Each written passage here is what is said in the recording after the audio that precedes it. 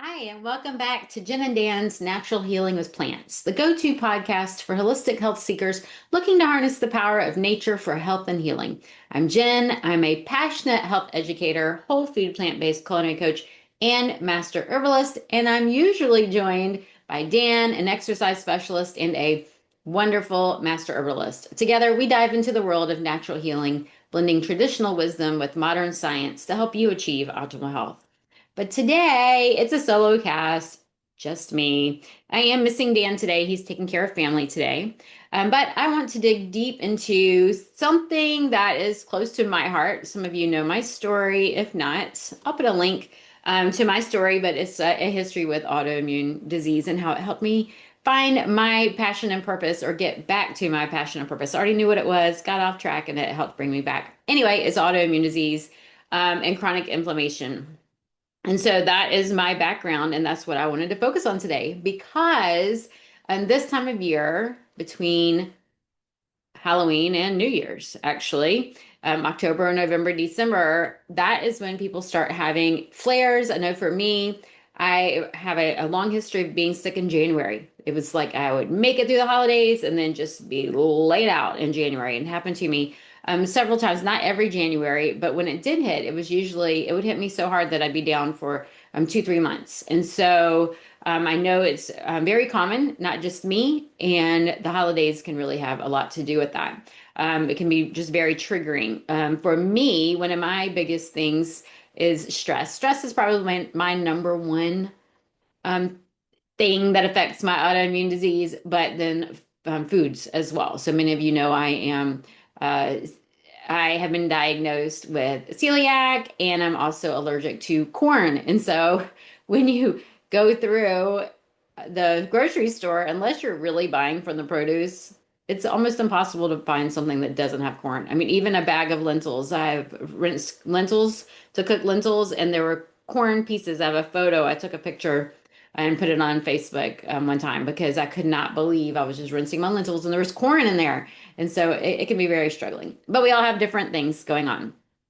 So I definitely see in my clients more autoimmune flares, more gut symptoms, and a lot more fatigue during this time of year than other times of year. And so let's talk about that. So number one is stress hormones. I said that stress is the biggest for me. It's something that I've really struggled with, something that I haven't wanted to deal with.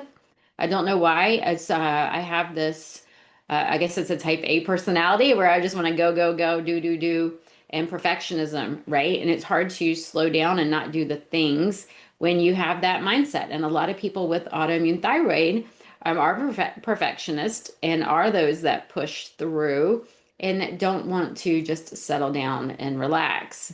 So it's changing your mindset. You're not being lazy. Oh, I know I hit some nerves there. When you decide you need to rest today, you're not being selfish. If you decide that you're going to let those things go, you're not going to do things with other people. You're just going to take care of yourself today. That is making your health a priority. When if you don't have your health, what do you have, right? And so you really do want to focus on you and your health.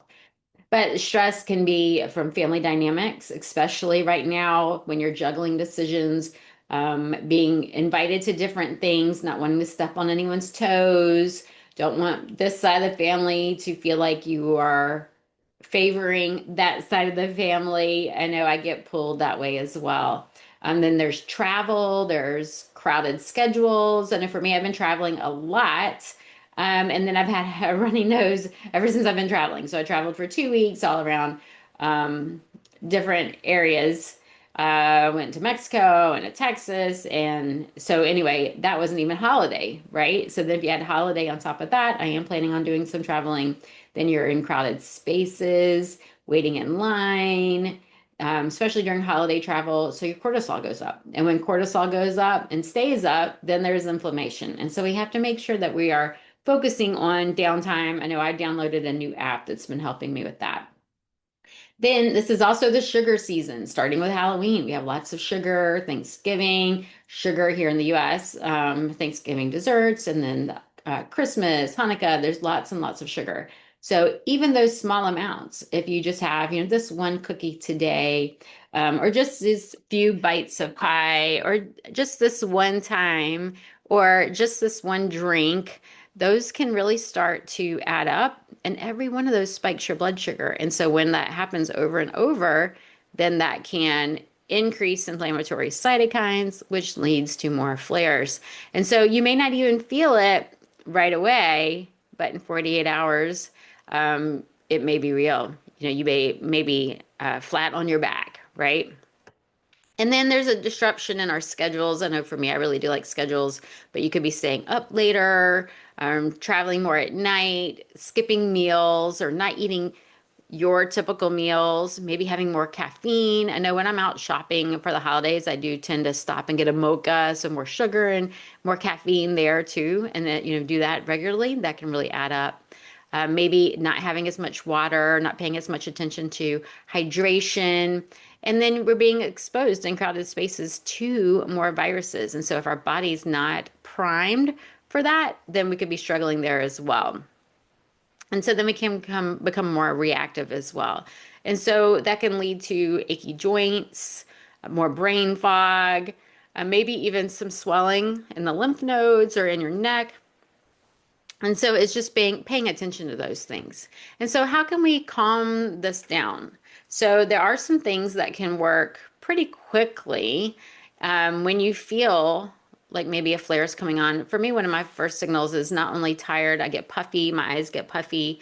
I get what I call heavy legs. Maybe you're feeling that blood sugar crash. Maybe you really feel like you need a 3 p.m. nap and that's not normal for you. Or you're just feeling something's not quite right. I can usually feel it coming on. So when you feel any of those things, then we need to tune into the body and listen to what it really needs. And that's something else that takes some training. I know for me, I'm not very good at listening to my body. But your immune system is really connected to your digestive fire. I love that word. So that word is from traditional Chinese medicine. They talk about your digestive fire. And so if we have things like cold foods, you wake up and you have a cold smoothie, overnight oats, or a chia pudding straight from the fridge. Those things, those are really cold and they can be really cold to the body. And so when we are in a flare or, one of those other symptoms I was talking about, we really need to start our day with something warm. And so I'll tell clients, when you first wake up, have a glass of warm water, or warm water with lemon is even better. That's going to hydrate you. That's going to add some vitamins and even some minerals as well. But we need to warm the body, giving the body some warm foods in the morning. I know in the wintertime, I used to make it, and I haven't in a while, but I should, like a miso soup. And I would eat that for breakfast in the morning. Sounds really weird, but when you warm it up, it smells so good and it's so comforting. And then if I didn't feel like having tofu in it, I would put white beans in it. Even just having some steamed broccoli sounds crazy. But when I would warm up my kids' food to put in thermoses for them to go to school, it would always smell so good, even though it wasn't like quote unquote breakfast food. So you can eat those foods that are not considered breakfast food. I know Chef AJ would always have steamed kale, I think she would put in her Instapot, but steamed broccoli, steamed kale, sauteed kale, some roasted vegetables. I mean, it sounds really weird, but that can be really good. Or just warming up your chia pudding or warming up your overnight oats. That can also be very calming and warming to the body. You want to make sure when you eat those things that they're not spiking your blood sugar. If you can wear a CGM or check your blood, then that's always great as well. Also focusing on digestion. So oftentimes when we go into a flare, there's some irritation in the gut. And when there's irritation in the gut, maybe we aren't absorbing our foods as well. And oftentimes, when people do have autoantibodies actively going on, then we have slow digestive enzymes. And so we can help with those by taking bitters or even apple cider vinegar before a meal. Dr. Christopher always talked about having apple cider vinegar with some molasses before each meal. So you choose what's going to work for you. You can even buy herbal bitters, which are really great as well, or even bitters in the liquor store. That's what they used to put in the drinks. The liquor store was the apothecary at one time. So just a tiny amount. It could be a teaspoon. You do want to be mindful of your teeth. When you have things like that, don't go brush your teeth right away. You'll need to drink some water and things, rinse your teeth, because it can weaken some enamel, and you want that enamel to harden before you brush your teeth. Anyway, so before you eat, if you have a teaspoon of apple cider vinegar, or even some bitter leaves, like chewing on some arugula, that just wakes up the body, says, hey, food's coming, and releases bile flow and some of those digestive enzymes. Another thing that is very important is chewing. And so smoothies are so popular. I like smoothies too, but we need to eat them with a spoon. It needs to be nice and thick. Eat it with a spoon to activate those enzymes that are in our mouth. The digestion begins when we smell and see our food, but also we need to release those digestive enzymes and not bypass them by going through a straw and skipping those digestive enzymes. So chewing your food, but using those bitters. So bitters stimulate digestion, as I said, stimulate bile flow, and then they can also help to engage the vagus nerve, which is so popular right now, which helps to put us in that rest and digest mode so that we're better digesting our foods. So, as an herbalist, bitters are one of the most underrated immune calming tools we can use. Here in the US, we've gotten away from eating bitter foods, but if we can add bitter foods like arugula, like those cruciferous vegetables, and working in those herbs like dandelion leaf, artichoke leaf, or even gentian, which is very, very bitter, but wonderful for the liver. But drinking a chamomile tea. Chamomile tea is bitter, but also very calming. You do want to, it is part of one of those plants that some people are allergic to. So just make sure that you're not allergic to it before you drink a lot of that. I don't know anyone personally who's allergic to chamomile, but I know that that is something that you want to pay attention to. But even having one of those right before a meal can be really great. Starting your day or your meal with a bitter green salad is a really great way to go into a heavier meal. So, like Thanksgiving, Christmas, Hanukkah, starting your meal with that bitter green salad before you eat anything heavier would be great. After your meal, take a 10-minute walk. 10 minutes. How short is that, right? For me, I could be walking down the driveway and back. That would probably take me 10 minutes.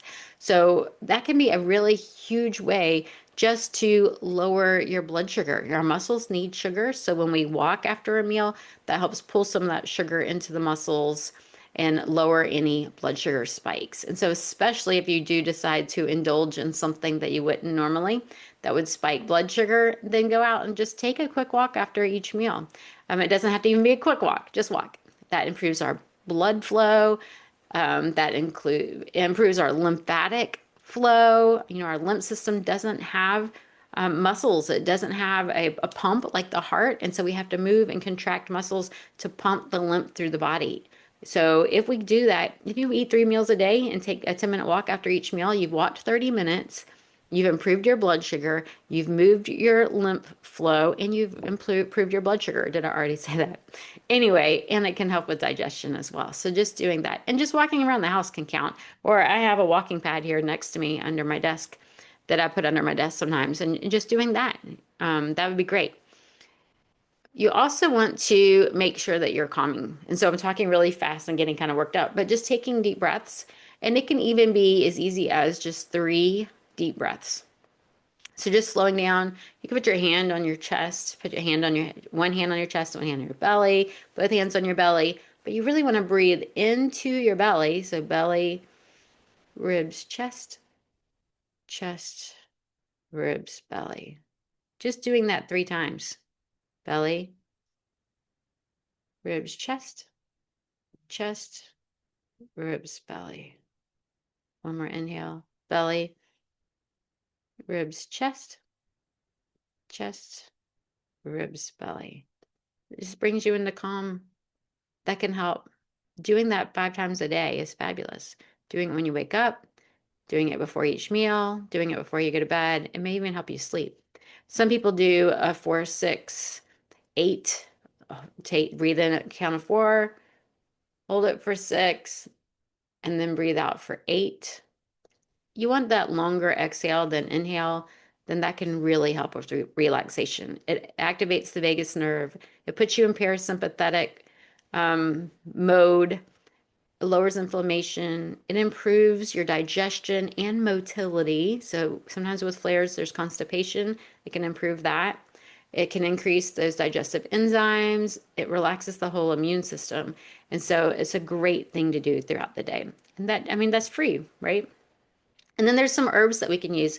My favorite herbs are lemon balm. I use that during the day sometimes. Sometimes I'll put it, oh, I do have a tea here. So I'll put it in my tea and drink it throughout the day. Sometimes I'll drink it before bedtime. Ginger is also very calming, reduces inflammation, also helps with motility. Holy basil, another one of my favorites. It smells so good, but also a great bedtime tea. And the same with chamomile, which I've already mentioned. Very, very calming. Sometimes I want to be careful with medicinal mushrooms because when we're in a flare, our immune system is stimulated. And so it's already pretty active. And so when you take something like a medicinal mushroom, some of them modulate the immune system, like reishi or chaga, but some of them are very stimulating. And so we don't want to stimulate an already stimulated immune system. So be very careful with mushrooms. And if you use them and you notice that you're having more anxiety or maybe more flares, then you'll know, hey, I need to cut back on the mushrooms. And then some people like magnesium. Now, some autoimmune diseases like myasthenia gravis, we don't want to take magnesium, but you can focus on magnesium-rich foods. But magnesium is wonderful for relaxing the body. I like to get it checked in the blood. Now, Dr. Christopher's, we don't puncture the body and check blood. For me, I'm in the functional medicine world. I do like to look at blood work. And looking at red blood cell magnesium is a great thing to check to see where you are. And using magnesium, different forms. There's lots of different forms out there, but one that is very calming can be very helpful. And then staying hydrated, which is very difficult this time of year when we're on the road and we're busy. Just trying to find ways to have a water bottle with you at all times and taking tiny sips, not gulps. Sip throughout the day. Just make it a habit. You're just constantly, like I always, look at me, I have 2 drinks. Always have 2 drinks with me, trying to stay well hydrated during the day. If you do decide to indulge in something with sugar or some kind of sweetener in it, then make sure you pair it with something to prevent blood sugar spikes. So having some nuts or seeds, having it with a green salad or after a green salad, or having it with some avocado or with the meal is going to be really great for blunting that. I don't want you to have any guilt. So if you do choose to do something, don't beat yourself up over it. Don't feel guilty about it. Enjoy it. What's done is done, right? So no guilt. Just know you need to support your body a little bit when you eat it, right? I don't want the blood sugar spikes. I'm not going to eat it every single day because I love my body and I want to feel strong and healthy. So if you're already in a flare, switch to warm meals, especially a warm breakfast, warm water when you wake up to hydrate the body. Avoid sugar, alcohol, and gluten as much as possible. Increase magnesium, magnesium-rich foods and hydration. Sip on herbal teas like ginger, lemon balm, tulsi. Take walks after your meals and rest. Rest, rest, rest. So I gave you all these to-do list things, and then I also say rest. Prioritize rest with hydration, and then try to do those other things as you can. Anyway, remember your body is communicating with you all day long. We just have to learn how to listen to what it needs and prioritize ourselves, especially this time of year when we're trying to do all the things, take care of all the people. Put yourself as number one on that self-care list. So, well, you have to be on the self-care list, on that caring list. So learn how to calm your body, learn to listen to your body, and pay attention to what's going on. So I'm sending love to all of you who are struggling with autoimmune or trying to stay strong and healthy this season. If you like this episode, please let me know. Comment below and give me your tips for managing flares and reversing flares as well, because I love to hear from you. Share this with anyone else you know with autoimmune disease. Subscribe to our channel, and I look forward to seeing you or talking to you again next week.